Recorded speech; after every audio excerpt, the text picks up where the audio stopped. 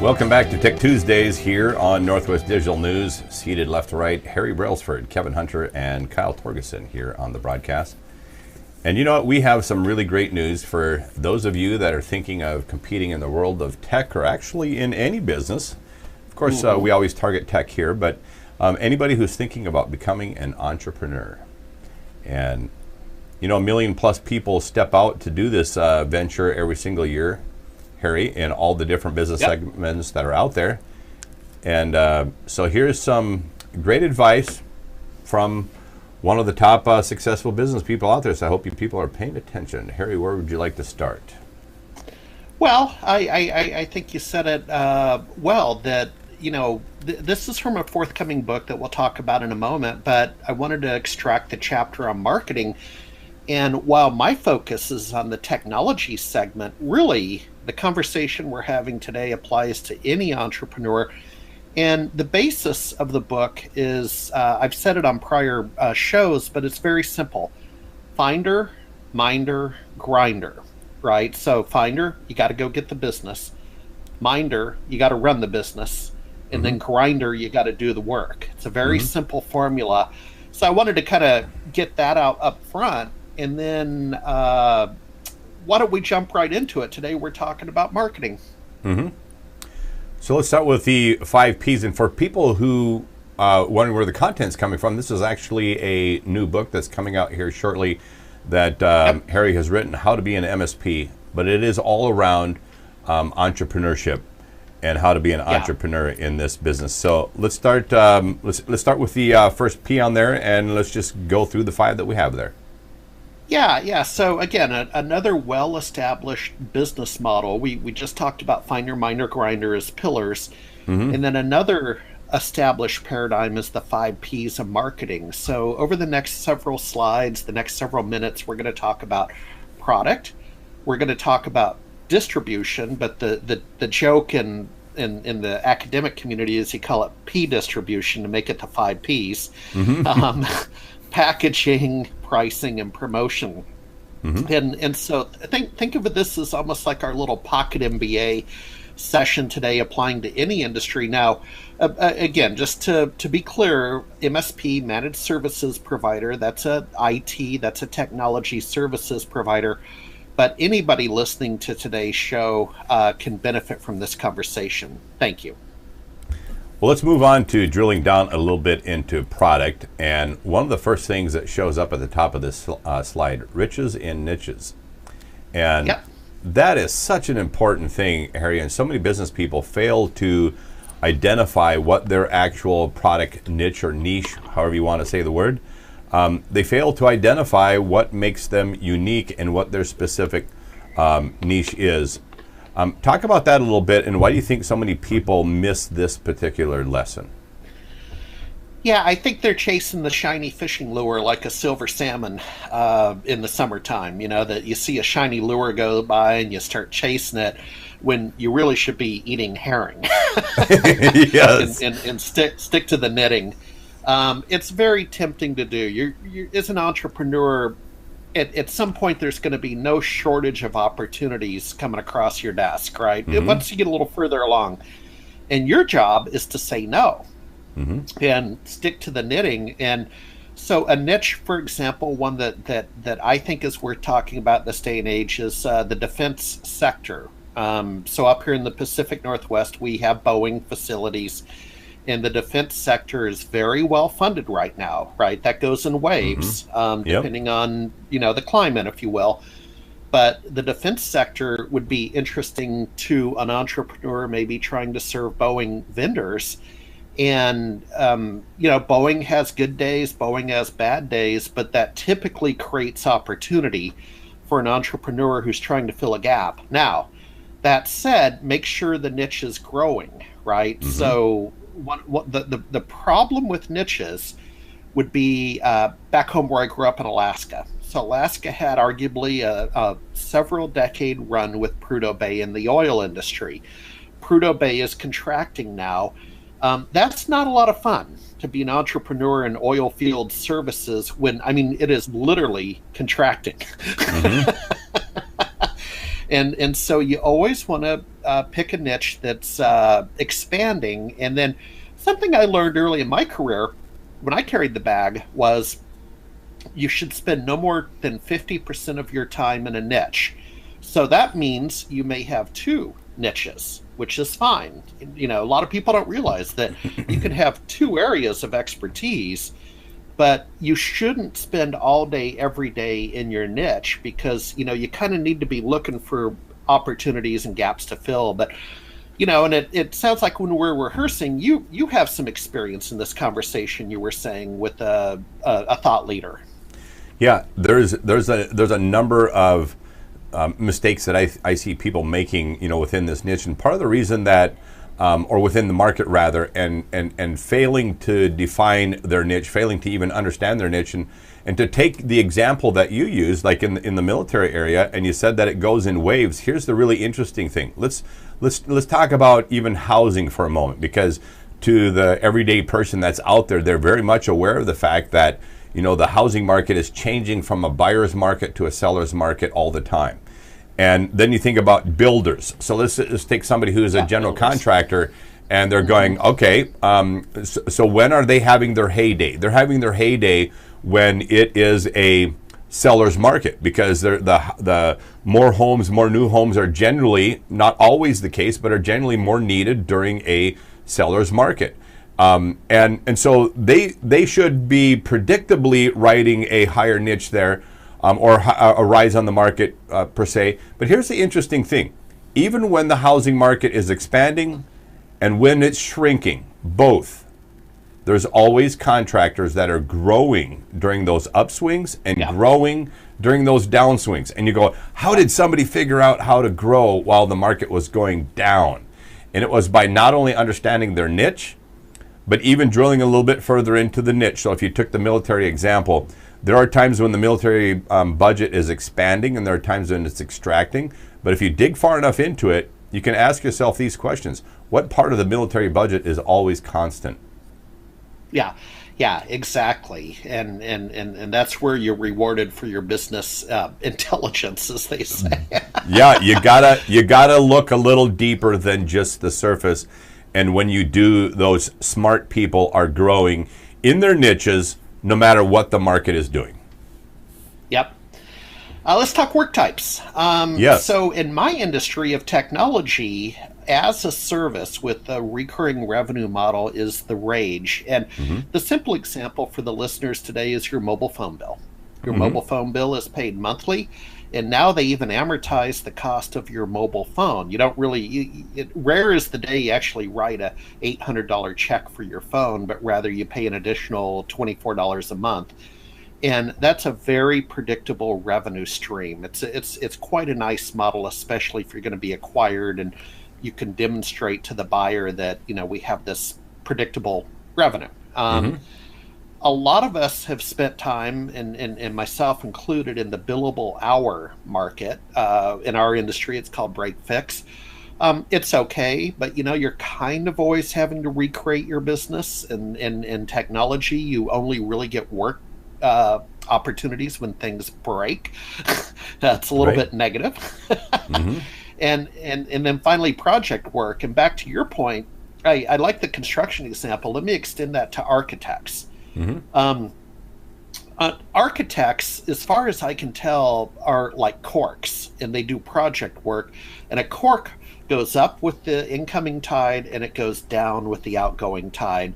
And that's why you'll see agencies and architects, when times are good, they're very good, and when times are bad, they're bad. But that's kind of what they do, right? They're an example to be the tunnel that was recently completed underneath downtown Seattle.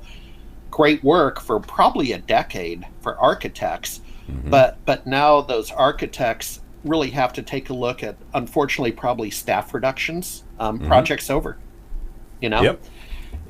And then there's a conversation not unrelated to niches called work styles, as to whether you're a generalist or a specialist. So again, you could have a niche in the defense sector. That's a niche, and maybe you carved out, to your point, maybe something inside of there. But you could still be a generalist that maybe is kind of a jack of all trades, and I don't like that. I tend to prefer specialist. That's what I've done in my career. Is I like, by analogy, I like doctors that are specialized. When I go see the doc, I can appreciate someone that's specialized and they know what the heck they're doing. Yes. Yes. I just, before we move off of the service selections, work types, and work styles, I just want to pick up one thing that comes out of the work types, and that's where you're talking about recurring type business. And having visited with a lot of exit planners from around the United States, one of the things that when they look at valuation of business, so whenever you're starting a business, you always have to think of this as an asset that you're creating for yourself. And should you're going to exit the business at some point down the road. It's either feet first, or you're going to sell it, or whatever is going to happen. But you're going to exit the business at some point. And having a business that has recurring type billing and recurring type business that the same customers are doing business with you on a regular basis, this also affects the valuation of your organization down the road. And a company that has recurring services, recurring billing, will tend to sell for more than a company that has to scrape up their next customer every single time they've done business with somebody. So just something to consider there. Well, Kevin, last example on that is Adobe.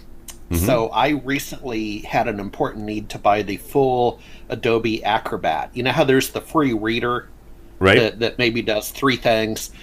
But when you're a publisher, there's a need for the full Adobe Acrobat, right? There just is. And so I had to pop up on Adobe, and I looked at my account. And in 2005, 2007, I bought Adobe Acrobat for $100.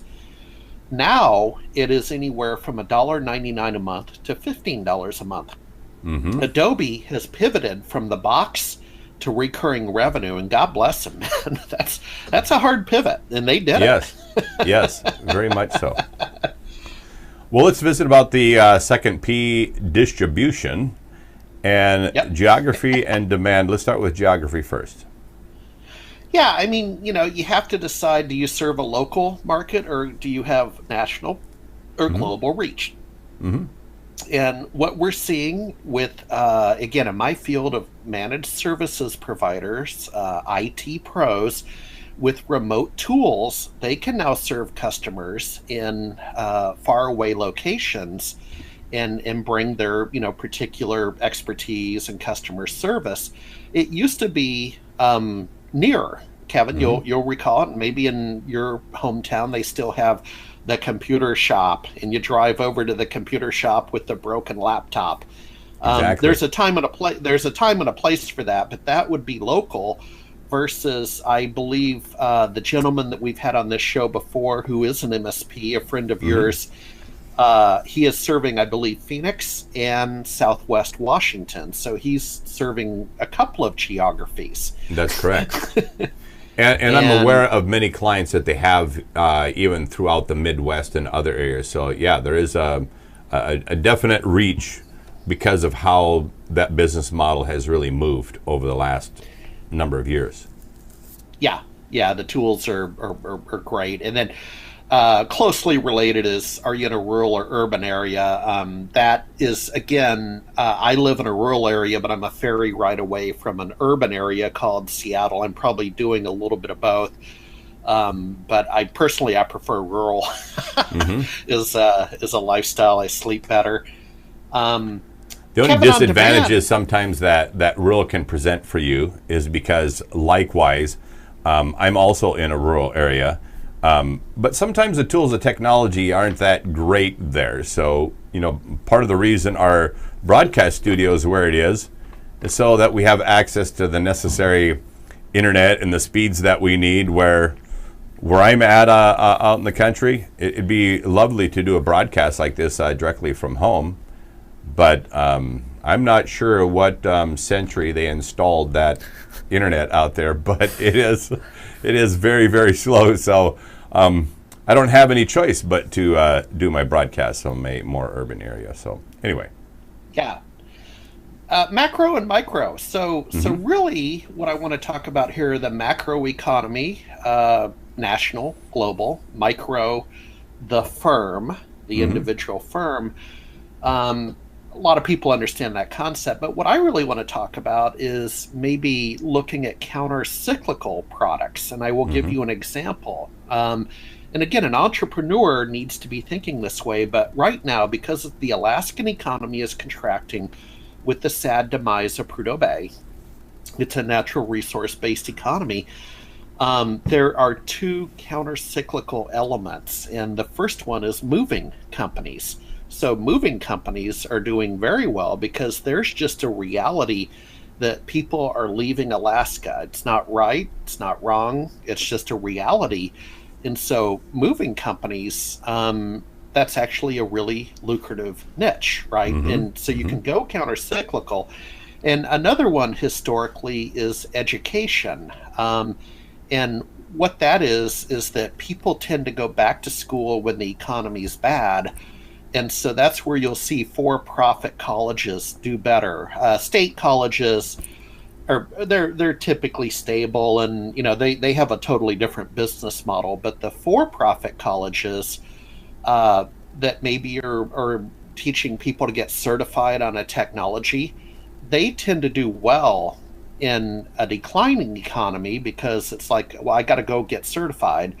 And Kevin, when the economy is good, you're competing for time, because if you're an IT pro and you're making bank in a booming economy, you might scratch your head and go, now, why am I paying thousands of dollars and giving up Tuesday and Thursday nights to go get certified when I'm doing great today?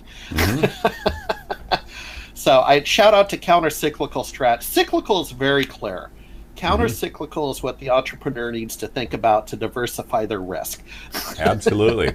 And you know what, when I think even back to, I don't know if you remember when W. Edwards Deming came back. He was an American scientist that we sent to Japan, came back here, and he launched these show series, If Japan Can, Why Can't We? What Japan was doing was that counter-cyclical understanding of their, with applications to their training, all of that sort of thing. They were investing money at times when here in the West, we wouldn't put a penny into it because you go, either can't afford to, or, et cetera, et cetera. We're too busy chasing, the next customer to even think about, investing in our training or education. And yet in the Japanese culture, they were doing quite the opposite. And I'll tell you what, when those booms came along, wow, were they prepared. And meanwhile, we were scrambling to go, oh, we need to get training for this. A little too late. I know. Yeah. Missed the opportunity. Yes, sir. All right, let's talk about packaging. Yeah. So a couple of ideas for a service provider, entrepreneur. Do you want to have a one-to-one relationship? So that would be an example of an accountant. You have an accountant and you have a client. And that's what I would call one-to-one. That's very common with computer technology professionals, right? I go to your studio, I help you with your electronics, I make sure you're up and running. That's one-to-one. It's a good life. It's the life of accountants and lawyers and service providers. It's not the life of being a billionaire because there's limits. I later on in the book, I talk about realistically, you can maybe build 1,200 hours a year out of 2,400 hours in a year because of, you got to do sales and marketing, vacation days, all that. So you can bill about 1,200. There are limits. Yep. So hopefully you're billing at $100 an hour for the simple math. But that's one-to-one. It's a good living, and a lot of people are really comfortable with it. It's arguably a six-figure life in a professional capacity, but it's not a what's $1 billion? Is that about 12 figures? I mean, that's a big number. Yes. Yes. It's not to that. So the leverage is going to come one to many. And what a lot of people don't think about, and this is just a very specific example, is training. So in technology, if you can go to a client site or bring in multiple clients and train them and charge them X for the day, so maybe $495 for some really solid training, and you compact the room, that's one to many, right? Now we're talking leverage. And another little hidden jewel is sometimes you may even take it a step higher and train the trainers. So what if you decided, well, I want to get trainers in and train them so then they can go forth and multiply. You know, I know it's probably not the best example of modern times, but you're starting to almost build multi-level marketing when you start thinking of train the trainer, right? Yep. That how can I expand? And then dress for success. So this is a funny one that in the book I talk about. Sort of in the Pacific Northwest, we got the REI look. Okay, we have a particular look. Austin, Texas has the man bun. Kevin, funny story. One of my readers, a gentleman who runs a successful technology consulting practice in Providence, Rhode Island, his wife is a fashion consultant, and she, being from the East Coast, they arguably will still wear a suit jacket, maybe even a tie. and she's put herself in that line of work to help computer guys, for lack of a better word, dress for success. And she's carved out a little practice about grooming, shopping for fashions, and so on. And the punchline out of all this is she still kind of cringes when she sees West Coast technology professionals, because West Coast technology people in the Bay Area and Seattle, let's just say we kind of march to the beat of a different drummer when it comes to fashion compared to New York City. No doubt. But go ahead. Or go ahead. Well, no, don't underestimate, though, your attire. Go ahead, Kevin. I was just going to share with you a funny dress for success story that's actually outside the area of technology. But years ago, I was working for Guardian Industries, a multi-billion-dollar company, and we were having a big corporate picture that was being taken. So 36 different facilities, all the plant managers from around the United States flew in to meet Bill Davidson, who's the company CEO, and have a big corporate picture taken with him. And in walks Bill, very relaxed looking, no tie, I'll just, when you talk about marching to the beat of a different drummer, well, here's all of his staff sitting there in their shirts and ties and their suit jackets and everything else, and somebody mentions or asks Mr. Davidson, are you planning on putting on a suit jacket or a tie for this picture? And Bill says, ties cut off the blood circulation to your brain. You should have seen the ties disappear in that room in a really big hurry. It was quite funny. So it all depends upon what your audience is, and I remember back in the day when you mentioned that how people dress over New York in the area of tech and other fields, and how they might be in this very so-called professional dress. My opinion of what professional dress is what your peers in your industry and your locale are doing, and you should imitate whatever that is.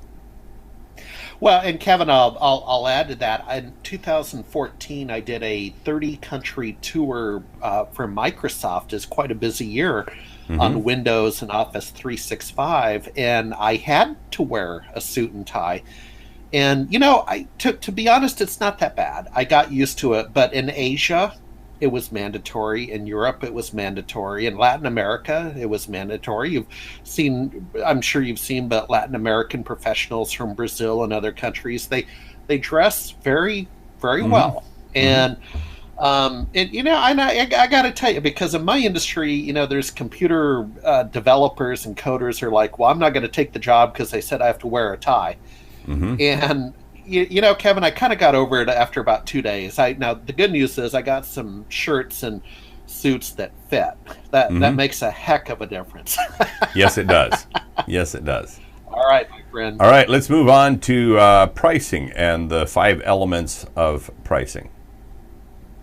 And again, everything helps everything. So, some of this is repetitious from prior slides, but Kevin, that's by design. It's an ecosystem marketing, right? And so let's revisit this. First of all, I have a theory about never saying no. So if you came and said, Harry, I have no money, I'd say no problem. Do you have a boat? Can I do barter? I've kind of wanted a boat. You live down on a river and coastline, Kevin. Let's talk about that boat of yours, Mm-hmm. and I'll do the work. So never say no initially, and get creative as an entrepreneur, right? Maybe Mm-hmm. Kevin, from your world with car dealers, I don't know if they're allowed to do this, but maybe a technology professional could literally have a conversation about trading services for a used car. I Most don't know if definitely. that goes on. Okay. Most definitely. Yeah.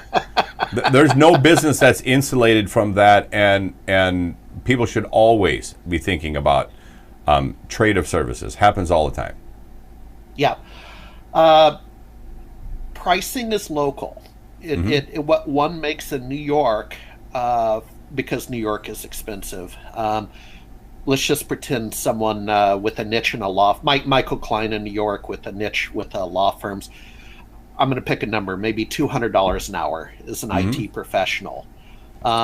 Someone in a rural territory in the Midwest, maybe $50 an hour for the same work. With all due respect, it's all Mm-hmm. relative to the cost of living, and so you want to do a competitive survey in your field, in your area. This is where meetups are great, user groups are great, just asking questions. We talked about monthly recurring revenue is the hot model, probably the preferred model, but pricing can also be time and materials, what we previously called billable hours, Mm-hmm. and then fixed price bidding for project work. And uh, again, hopefully this is straightforward, but and Kevin, to be honest, it's usually a mix of the three. Mm-hmm. You know, you will never find someone that has a 100% recurring revenue model as a service provider like a computer guy, because I've got that old timey client. He's getting on in years. He's got a home office. I just bill him by the hour when I visit. Mm-hmm. Right? There's always going to be that. Here's something that I want to share even for our existing entrepreneurs out there, because when you talk about pricing, it's quite often a tripping point for many business people, because they think that the primary driver behind a business decision is price of goods and services.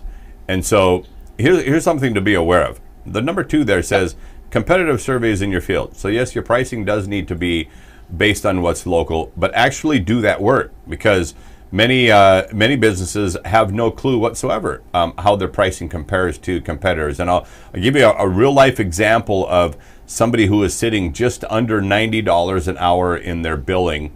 And after doing a competitive survey, they find out the going rate is actually 135 in their area. But there's still this reluctance to change the pricing. If I change the pricing, man, I'm going to lose a whole bunch of my clients. And so they're still scared.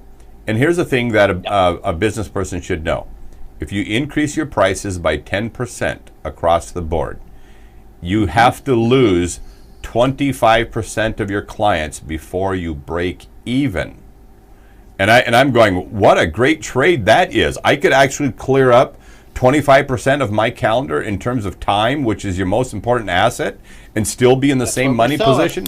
Yes. So by golly, make it happen today. And in the particular example that I'm talking about, where the business actually did adjust from 95 to 135, which is a lot more than 10%, several hundred clients involved, one company dropped. Yeah. And Kevin, you know what? I'll make a note. We need to get our friend Carl Palachek back on, because he has done a lot of research in this area. You'll remember Carl has really keyed in on standard operating procedures. So Carl P., I'm making a note. All right, well, let's move on. I think the next slide's promotion. Yes, it is. Let's talk promotion. This is a natural act for myself. I'm assuming for yourself as well. I enjoy the promotion function. And so Something a lot of people underestimate that I take very seriously is press and analyst relations. And so, Mm-hmm. with this new book coming out, for example, I have been reaching out to some analysts I know and respect. Are they the customer for the book? Absolutely not. But analysts talk to a lot of people, and they also have a lot of wisdom. And so I have tried to help firms in the past that did not see the value in press releases and press and analyst relations. And, they just couldn't understand, how am I going to ring the bell at 5 p.m. today with buying some, thought leader a lunch. And, Mm-hmm. Kevin, it just adds up. And then a shout out to this show, Northwest Digital News, and other venues. Mm-hmm. There are a lot of media outlets looking for interesting local stories. And Absolutely. that, yeah, I mean, maybe you want to speak to that, but you've been a good citizen about incorporating people who want to tell their story. Thank you. Yeah, and because when you think about this, Harry, in what venue are we publishing this information? It's on the internet. It's online media. And when you think of all the reasons that all the people go to visit the web every day, it's to get informed, it's to get educated, it's to find information. It's all of those things, and of course, people also visit the internet for entertainment purposes. And so, if you think about that, get online, find media outlets like ours, Northwest Digital News, and for anybody out there who has a great story you want to share, you absolutely should get in contact with us, because that's a business, and that's what we like to do. And because I recognize these are the reasons people visit the internet to begin with, we put a lot of time and effort into educating and informing our public. And it just made me think, Kevin, nearly every small community has that weekly paper, right? That comes out on Saturdays. And it's, quite frankly, it's typically real estate ads. Mm-hmm. Like Windermere's got the back cover. But there is local news, and these publications are hungry for your press release, which is one of my lower points on writing, and writing an article, a guest column. I would encourage you to think about speaking opportunities at the community center. I'll tell you, if you want to kind of get started on this, who is accessible and open venue for you would be retirement homes where you have active adults. Now, they may not be your customer, but you got to kind of get a resume going. You need to kind of get up in front. You got to get your mojo going on a PowerPoint deck and a speech. But retirement homes, Kevin, that's actually one of the biggest revenue sources for universities like the University of Denver, where I went, because people, retired people want to take a class in, trauma, I don't know. But colleges have found out that is an excellent source of continuing education revenue. So you heard it here first. Now, mechanics. I spend a lot of time in the book on this, that in the computer field, we tend to be a little introverted. This is a whole Myers-Briggs personality type conversation, but tend to be a little introverted. And so I'm just asking for base hits. I'm asking you to go out and give away 12 business cards per quarter and receive 12 business cards per quarter. I'm not asking for, a trade show booth where you collect 300 cards that you can't possibly follow up on in a few days. And the way that you do this is you attend 12 marketing events per quarter. So this is where I really like the service organizations like the Chamber of Commerce, maybe even the Rotary, the meetups that are now, very prolific. But I'm just asking you, again, let's, for the sake of argument, a quarter is 12 weeks. It's actually, I think, 13.5, but go ahead and take a week off. But once a week, you should be doing something, man. If you're an entrepreneur. Great advice, all great advice on the 5 Ps of becoming an entrepreneur, and specifically in the areas of tech. One thing I want to mention, and then I'll give you the floor to kind of wrap this up here on this book that's coming out. But one thing I noticed above the title of the book 90-day MSP Business Fast Track. There's a really interesting thing in some of the best and sharpest business minds that I've run into across the country. They're always talking about the 90 days. And the interesting part is if you take all these things into consideration and rock and roll this thing for 90 days, well, then what you need to do is sit down at the end of 90 days, hit the reset button. What did we do right? What did we do wrong? What can we do better to fix our mistakes? And then rock on with your next 90 days. But remember to hit that reset button every 90 days in your business venture. And you'll be surprised by how great your 6 months and your 9 months and your year and those long-term goals turn out when you actually do sit down and take a look at where you're at every 90 days in whatever business you might be in. Yeah, I mean, think about it. We're just starting the second quarter of 2019. Now, quite frankly, I felt the first quarter went pretty quick. Mm-hmm. A quarter is essentially 90 days. And that's right. And so I'd like to think in terms of quarterly behavior, 90 days. The other thing is I have found that, and maybe that's where an entrepreneur and some listening can help fill a gap in business owners' lives, is a lot of business owners are overwhelmed. And so they understand the importance of being strategic, but they sometimes need a guide by the side during that 90-day period to do so. And then finally, with the 90 days, I guess I'm saying that, yes, I laid it out. Think of it this way, that when you think in terms of 90-day chunks as an author, this can also be adopted into the academic community, right? And that's one of the hottest areas is now colleges have a major in entrepreneurship. And so, this would be a semester book, or it could be a quarter book, but they might have to cut a couple chapters out or do a combo, to make it fit in a quarter academically. But it would certainly be an excellent book for a semester with some additional reading. No doubt. And so that's part of my, they call it instructional design when you're laying out the book. But that's how I'm thinking, is what other markets can this book serve? And maybe that was the point of today's show in terms of being an entrepreneur. No doubt. Take a moment and let everybody know when the book is expected to hit market and where people will find it. Yeah, so it's very simple. The book should be available mid-April. We're coming in for a landing right now, but Kevin, what that means is just last night we had to correct about 6 little teeny mistakes in the manuscript. The comma was out of place, the little isms. It's 476 pages, and I'm comfortable saying that it will be released mid-April to the public. And it's very simple. Just keep your eye on smbnation.com, my company.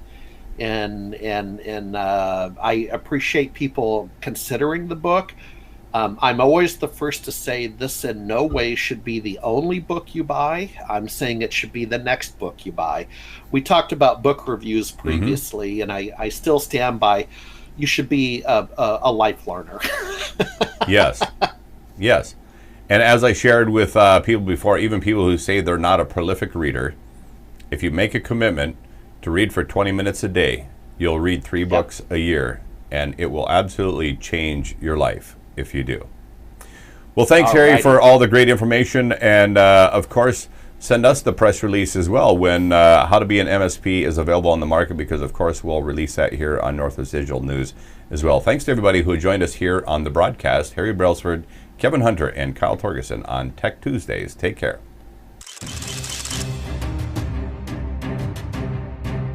This concludes today's live programming on Northwest Digital News. Thanks for joining us for this special broadcast. Heard around the world in more than 70 countries on YouTube, Instagram, Patreon, Facebook, and Twitch TV.